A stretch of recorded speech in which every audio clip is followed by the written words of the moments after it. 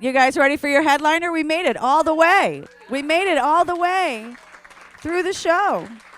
We did. We did it on a Friday night together. But I need a lot of applause for this next gentleman coming to the stage. He travels all over the world. He also does USO tours, director, writer, everything. Please help me welcome the very funny Jim Mendrinos, everybody. Everything. Clap for Lori as she doesn't fall off the stage. Preventing her from... And the stalker that followed Lori, how are you? How you doing? You guys are looking up at me like, whose friend is he? No, I'm none of your friends. None of you fuckers know me. I'm the guy that stands up here while you get your checks. So in about 30 seconds, you're all going to be looking down like, this fucker is not that funny. That's what's going to happen. But, you know, once you get past that anger of looking at the bill, then you'll like me again. So we'll have that kind of a relationship. You psyched? All right, let me kind of explain how this shit's going to work for the rest of the show. I'm going to say things, and if I say things that have a question mark at the end of them, I think you need to answer. Because if you don't, I'm fucked for the joke. And can we be really honest here? I've done this shit before. I know how it ends. I'm not fucked for shit. You're the people that are going to miss out on the joke. So if I say, hey, who has a dog? And nobody responds, I can't do the fucking dog joke. You know what I'm saying? And it's not like if you go, I do, the person next to you is going to go, liar! I know that person. They have no animal. That shit's not going to. So we just need to just loosen the fuck up. Can we do that? Yes? Okay, we'll try that. You know what I'm saying?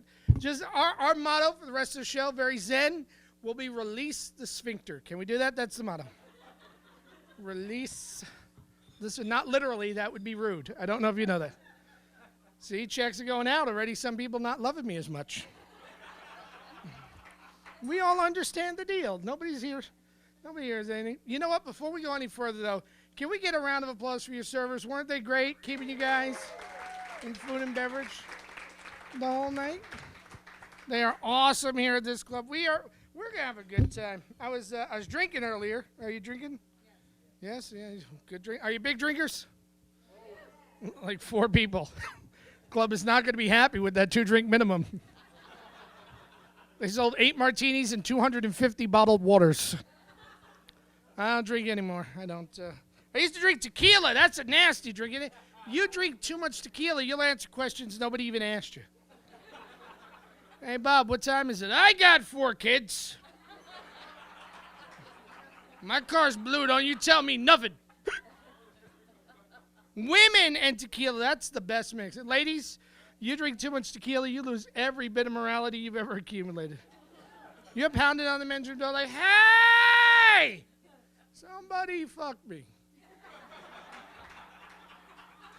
See, ladies laughing, guys are looking up like, does that work? Yeah. Nasty drink. You drink too much tequila, about 10 minutes after you cease vomiting, the phone rings. Always a mysterious yet familiar voice saying something like, dude, you were real fucked up. That's followed by the single most frightening phrase in the English language. You wouldn't believe what you did. Oh, I hate that phrase. You know why? Because I know whenever I hear it, I was in my underwear on the table going, I'm the walrus goo goo goo choo. Because nobody's ever called you up to tell you something nice you did when you were drunk. Just one time I want to get a call like, hey, Jim, remember that time you got shit-faced and you paid at the orphanage? Let me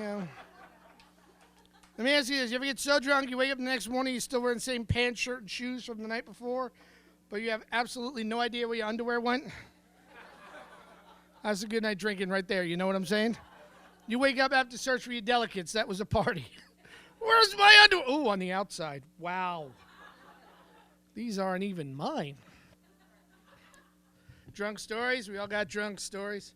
Here's the deal in life, people. You either got a good drunk story or you are someone's drunk story. That's how that should work. Greatest drunk story I ever heard was Dennis Rodman. That's the best one. Dennis Rodman, for those of you that don't know, basketball player one time, got drunk, hopped on a plane, flew to Vegas, and married Carmen Electra.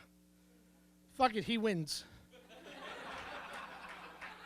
Game over. You know I say that, I'll tell you why. Because I've been a blackout drunk most of my adult life.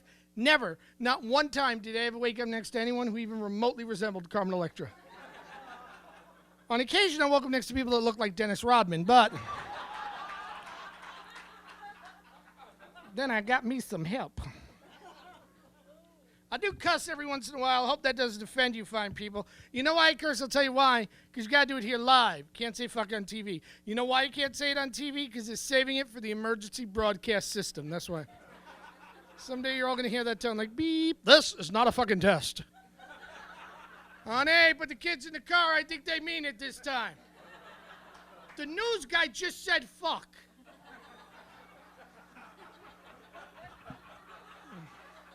Face it, you hear the anchor say fuck, it would chill you to the marrow. Good evening, I'm Wolf Blitzer. Fuck. What? I don't even know why we curse anymore, man. It has no more impact. That's sad, man. See, I don't know how old you guys are, but if you're around my age, maybe a little bit older, you remember a time when you cursed at somebody and it meant something. You ruined their day. You know what I'm saying? Fuck you. What did he say to me? Honey, hold my jacket. There's about to be fisticuffs. Now you curse at someone, they just look at you like you're stupid. Fuck you. Oh. You're an asshole. And? That's why we're shooting each other. We can't get our aggressions out. We need to find a way to curse at each other again if we ever want to be a civilized society. So here's what I think we need to do. Let's go back to biblical cursing. The ones we read in the Bible. You're pissed at somebody from across the mall, just point them out like, unclean!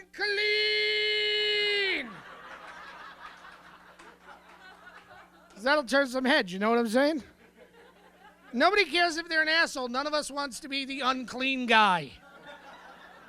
We'd all be standing like, who me? Oh, that skanky bastard. I appreciate it. I will stay away from said smelly dude. Thank you. Said smelly dude. Feel free to repeat them key phrases. Oh, people. So I'm single again. That's an ugly phrase, isn't it? Single again? It's kind of like the cancer came back. Same kind of phrase. Huh? Jim, heard you're single again. Yep, thought it was in remission. Turns out. Yeah, let me just point out, you guys are going to be in pain for about the next 2 minutes. I'll tell you how I got single again. I was married for 14 years, and then one day my wife woke up and went, no. That's pretty much how divorce happens, you know what I'm saying? You're either the person that decides no, or you're the person that just goes, no what? No. Just, no. Wow. Here's the hardest part, it was rebuilding the whole house, because when she said, you got to go, and it wasn't even like, pack your shit and go. It was like, you got to go. Apparently, my shit still had a home. I was homeless. It's amazing. All the ugly crap I brought in the house that she criticized for 14 years, she suddenly needed. I'm like packing a bag. She's like, what are you doing with that blanket? I'm there like, I need a blanket. She goes, but I love that blanket. I went, you hate the fucking Mets. It's a Mr. Met blanket. I don't even want to wear this. I really love the people that just got that last joke, by the way. Yes. So I had to rebuild the apartment. And, but here's the whole thing. I am, like, notoriously cheap. So I was there, like, I'm going to rebuild this apartment for $3,000. Found a 3-room apartment. I'm going to do everything, $3,000. I'm furnishing this whole motherfucker, $3,000. Yeah, which worked up until I dropped $2,400 out of bed. Because I am also a newly single middle-aged man. I am fucking someone. The bed is important. I had $600 to furnish the rest of the house. I could not even afford to buy cheap shit from IKEA. I had to buy cheap shit from Walmart. I bought a bookcase that was so flimsy that if you put a book on a shelf, it would immediately collapse. I told people it was an e-book shelf.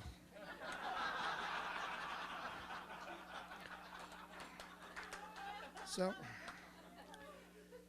here's why I'm cheap too. Because I have immigrant parents. Anybody got immigrant parents? If you do, you know it's an odd combination of like cheap and prideful. That's the combination. Like my dad came off the boat from Greece. And here's a good story that will tell you exactly the mindset I grew up with. In the 70s, when all the apartments in our neighborhood were getting air conditioners, we couldn't afford one. But my dad didn't want people to think we were poor, so he bought an air conditioner, and then he put it right in the living room window where everyone could see it. And then he cut the cord so we couldn't use any electricity. It's the fucking mentality I grew up with. I gotta tell you though, for $2,400, you get a hell of a bed. You get one hell of a bed. I got a silk mattress and a silk box spring. And I don't know if you know this, but silk on silk will move if given the slightest inkling. And I am a very heavy sleeper, so I did not know this until I had company. And I don't want to get graphic on this, but let me just say this. If you're, I don't want to be indelicate, but if you're having sex and the bed starts to move, you feel awesome. You're like, yes, who is the pirate king? Ha ha! Right up until you start listing, and then you're like, man overboard! Throw me a line winch! Confession time, I actually wrote that whole joke just so I could yell, throw me a line winch. Because think about it, in your entire lifetimes, you'll never have the opportunity to say, throw me a line winch. I've now said it 4 times in the last minute. There you go. So, oh man, I was outnumbered. Outnumbered when I had to reconstitute. Here's how I knew I was woefully outnumbered when I was reconstituting my shit. I got the bed, I got the furniture, I got all that fine. And then I realized that I didn't have sheets, so I went to Macy's to buy sheets. And I'm standing at the counter, and I suddenly came to the realization that I have never purchased sheets in my life. You're all looking at me like, dude, you're old. How the fuck did that happen? Allow me to explain. I moved out of my parents' house when I was 16, okay? Me and 4 of my friends got a 1-bedroom apartment that we all started sharing. 5 16-year-olds in a 1-bedroom apartment. You cannot imagine that fucking smell. And my mom came over one day. She looked at how we were all living, and she went, this is disgusting. And she went out, and she bought me some sheets. And then I got my first real girlfriend, and I convinced her to come over to the house, and she looked at the sheets my mom bought me, and she went, these are fucking disgusting, and she bought me new sheets. And then when I got my second girlfriend, she looked at the sheets my first girlfriend brought me and said, these are disgusting, and she bought me some new fucking sheets. So I thought that's just how it happened. You get a new girl, you get new sheets. Like it's a gift with purchase. And that's how I'm standing at Macy's with no idea how to buy sheets, because the guy's there like, what size is your bed? And I'm like, I have no, Vente, Grande? I don't know, dude. Help me out. You need to give me an indication here. Here's how pathetic I must have looked. He actually walked me to the bedding department so I could point to the size of my bed, like a lost 5-year-old looking for his mommy. I'm like, that one? He's like, queen size. I'm like, thank God. So we get back to the counter, and he goes back, and you know how they do that at Macy's? They never want to show you stuff from the floor where it's cheap. They always have to go back into the vault where the shit's expensive. And he comes back out, and he lays out in front of me what, to my eyes, were 5 identical sets of white sheets. And I'm like, you are now fucking with me, aren't you, sir? And he goes, how so? I said, 5 sets of white sheets. He goes, oh, no.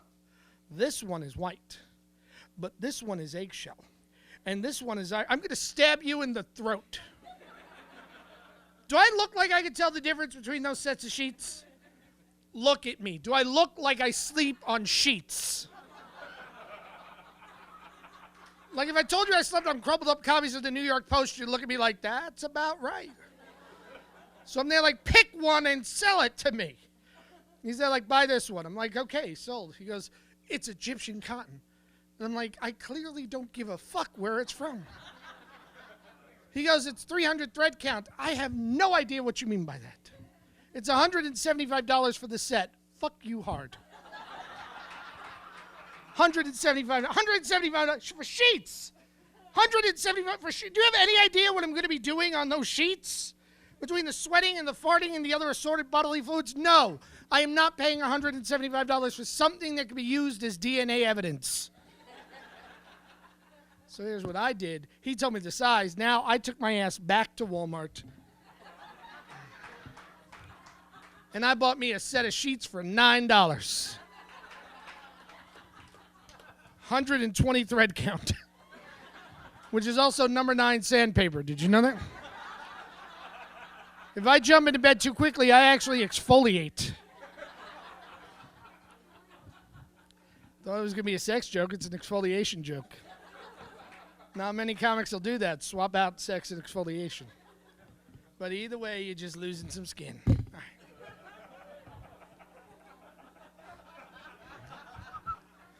Science people, thank you for coming. All right, now. This is what I'll talk about. Had a hard time dating once I started dating again. That's rough, isn't it? Going back in the dating scene after a breakup. Because I was 14 years I was with the person.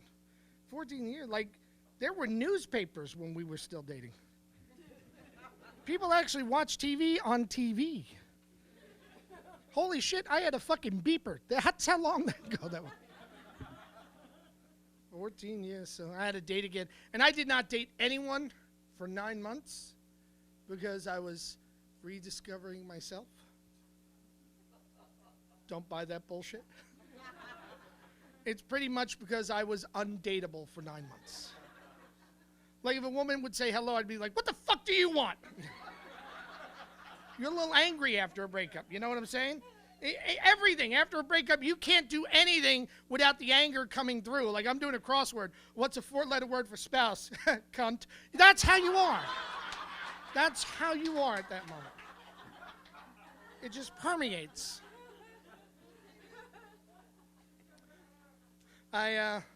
First woman I dated was age inappropriate. Age inappropriate. Like gray area age inappropriate. Like not quite old enough to legally drink in this establishment, but not quite young enough to send my ass to jail for 2 to 5. We call that age 19. And here's the whole thing. All my female friends are around my age, so they got real judgy about it. Like, oh my God, it's disgusting. How could you date that? That is fucking disgusting. How could you do that? So here's what I wanted to do. In case there's somebody in your life going through a breakup, I wanted to explain the entire thought process between a man my age going out with a woman that young. And here's the, so if it happens to you, you can come at the situation with love and understanding instead of just judgment. So here's the thought process. My thought process is, I deserve this. That's the entire thought process.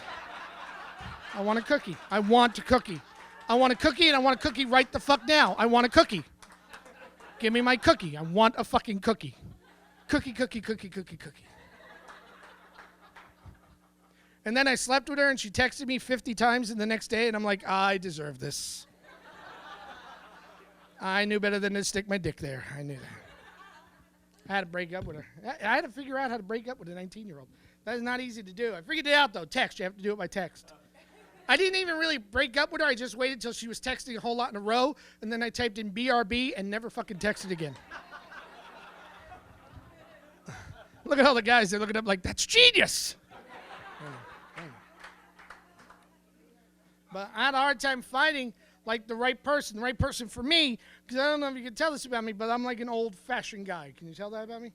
Like, very traditional. No? You don't think so? Don't think so? I am. I'm very traditional. By the way, I've been looking down your blouse the whole show, so I'm sorry and thank you.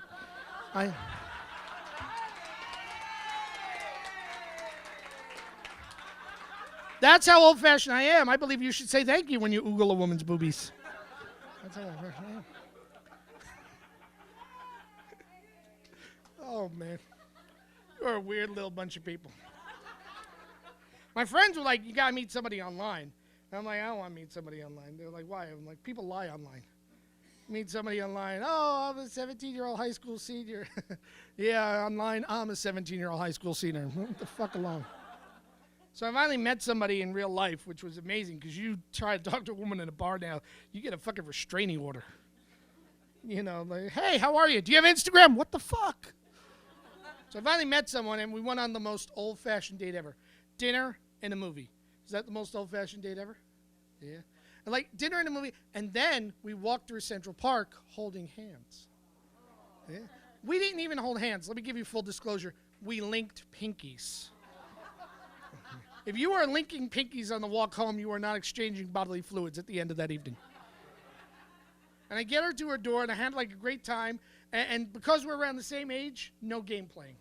I'm like, I like you. I would like to see you again. She went, well, I want to see you again. I said, let's make this happen. And she reached into her purse, and she pulled out a date book made of paper. Do you have any idea how hot that is for a man my age? Oh, my God. I'd have fucked her on the date book. That is how hot that... Like, put that on the ground, baby. We need the cushioning. So we made an appointment to see each other again, and I go home, and I am just happy for the next 3.5 hours till 1:30 in the morning when I get a text message from her that says, send me a picture of your dick. Because apparently she was not as old-fashioned as I believed. And I immediately replied, no, because it felt way too much like an audition. Like I was going to send her a picture of my dick, and she'd look at it like, next! That's what it felt. Can I tell you the true reason why I didn't send her a picture? I'll tell you the reason why. Because I did not know what kind of a cell phone she had. Like if she had an Android with a big-ass screen, I'll send her a picture of my dick. Do you know what it is? But what if she's got a BlackBerry? Nothing looks big on a BlackBerry. You got to know this shit before you send your junk. Ladies, let me just say this. If you ask a guy for a picture of his penis and you've not yet seen it in real life, he's not going to send it to you. The best he's going to do is send you the picture of somebody else's much more impressive penis, which is exactly what I did at that moment. And she called me on it, too. She's like, that's not you. And I'm like, how do you know? She goes, you're not black. I'm like, you don't know me. That is my big black dick. I got it on eBay. You guys have been a lot of fun. Thank you very much. Good night, everybody.